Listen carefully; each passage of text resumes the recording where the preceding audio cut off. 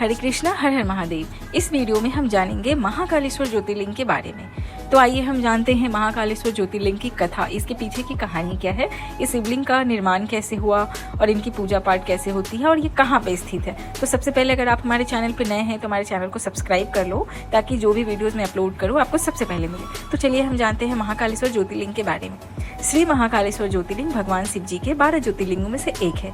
यह लिंग स्वयं से पैदा हुआ माना जाता है, जो स्वयं के भीतर से शक्ति को प्राप्त करने के लिए है। श्री महाकालेश्वर की मूर्ति दक्षिण मुखी होने के कारण इसे दक्षिणामूर्ति माना जाता है। जिस पर महाकाल की कृपा हो जाए उसका काल भी नहीं बिगाड़ सकता। ऐसी मान्यता है कि महाकालेश्वर महादेव के दर्शन से ही मोक्ष की प्राप्ति हो जाती है। अब जानते हैं महाकालेश्वर ज्योतिर्लिंग की कथा के बारे में। महाकालेश्वर ज्योतिर्लिंग शिव पुराण की कोटि रुद्र संहिता में वर्णित कथा के अनुसार उज्जैन यानी कि उज्जैन नगर में राजा चंद्रसेन का राज हुआ करता था। राजा चंद्रसेन भगवान शिव के परम भक्त थे। शिव पार्षदों में प्रधान मणिभद्र नामक गण उनका सखा हुआ करता था। एक बार मणिभद्र ने राजा चंद्रसेन पर प्रसन्न होकर उन्हें एक तेजोमय चिंतामणि नामक महामणि भेंट में दी थी। राजा चंद्रसेन ने उस दिव्य मणि को उसी क्षण अपने गले में धारण कर लिया, जिसके बाद उनका प्रभा मंडल दैदीप्यमान हो गया। जैसे जैसे समय बीता दूसरे देशों में उनकी यश कृति बढ़ने लगी।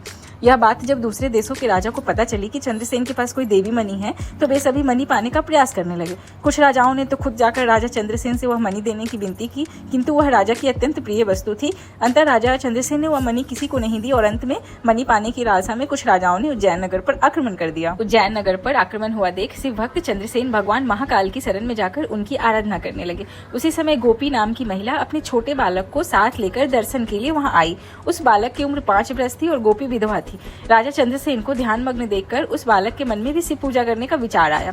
फिर घर आकर वह बालक कहीं से एक पत्थर लाया और अपने घर के एकांत स्थल में बैठकर भक्ति भाव से उसकी पूजा शिवलिंग के रूप में करने लगा। कुछ देर पश्चात जब उसकी माता ने भोजन के लिए उसे बुलाया तो वह नहीं गया।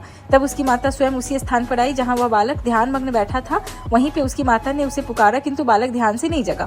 उसकी माता क्रोधित हो उठी। उसने उस बालक को पीटना शुरू कर दिया और समस्त पूजा सामग्री उठाकर फेंक दी।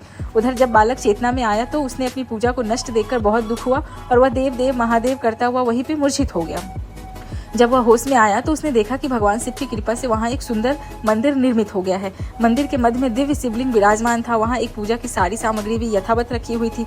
उधर जब उसकी माता को यह पता चला कि उसके बालक के कारण यह सब चमत्कार हुआ है तो वह आश्चर्यचकित हो गई और खुद को कोसने लगी। फिर राजा चंद्रसेन को इस घटना की जानकारी मिली तो वह भी शिव भक्त बालक से मिलने पहुंचे। उसके बाद देखते ही देखते वे सभी राजा भी उस बालक से मिलने पहुंचे जो राजा चंद्रसेन से मणि हेतु युद्ध करने पर उतारू थे। तभी भगवान महाकाल उज्जैनी में स्वयं ज्योतिर्लिंग के रूप में विराजमान है। उस टाइम से ही वहाँ पे उज्जैन में ये जो ज्योतिर्लिंग है वो विराजमान है और उनकी पूजा अर्चना उस समय से शुरू हो गई थी। अब ये जानते हैं कि महाकालेश्वर ज्योतिर्लिंग कहाँ है। महाकालेश्वर ज्योतिर्लिंग मध्य प्रदेश के उज्जैन शहर में स्थित है। श्री महाकालेश्वर मंदिर का विवरण। महाकाल मंदिर के गर्भगृह में ओमकारेश्वर शिव की मूर्ति स्थापित है।